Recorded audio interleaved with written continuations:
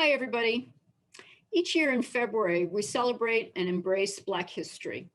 At WID, this year's Black History Month provided a time to reflect on the critical role of African Americans in our nation's history, and in particular, the enormous contributions of Black scientists to the advancement of our fields. The contributions of many Black scientists sadly have been omitted from history, and even those whose names we may recognize are rarely celebrated for the full spectrum of their accomplishments. For example, many of us have heard of George Washington Carver, and we may associate him vaguely with peanuts. But how many have read his undergraduate thesis, completed in 1894 at Iowa State University? The thesis is entitled Plants as Modified by Man. It's a 7-page treatise on the power of scientists to direct the modification of crops through breeding. Carver's contributions went well beyond plant breeding, including introduction of crop rotation into the cotton fields of the South. This practice nourished depleted soils and boosted cotton yields across the entire South.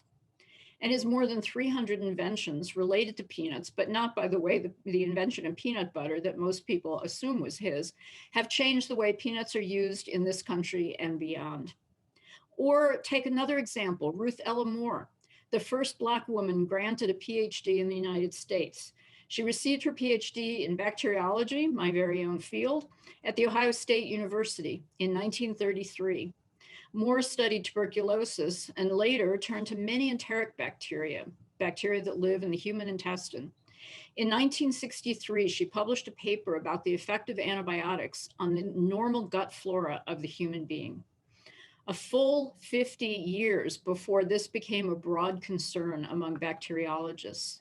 Once again, we see a forward-thinking Black scientist who unfortunately is not taught in every microbiology course across the country and is not present in every microbiology textbook as she should be. Black History Month is also a time to reflect on the disproportionate burden carried by Black communities throughout the history of science and the persistent inequities and racist systems that hinder and prevent Black scientists from their full participation in science. As scientists, we should not be satisfied until all people have equal access to learn about science and become scientists. Only then will we represent a truly pluralistic society and take advantage of the very best talent, no matter where it comes from. At WID, our philosophy about diversity is captured in our diversity statement.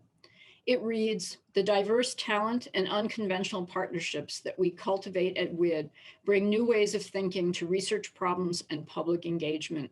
Diversity and inclusion are critical to WID's mission. We work to overcome the pernicious effects of racism, unconscious bias, and structural inequity that prevent us from realizing our true potential for discovery. As Black History Month draws to a close, we look forward to many months of working toward our vision of excellence and inclusion, and we invite you to make every month a Black History Month.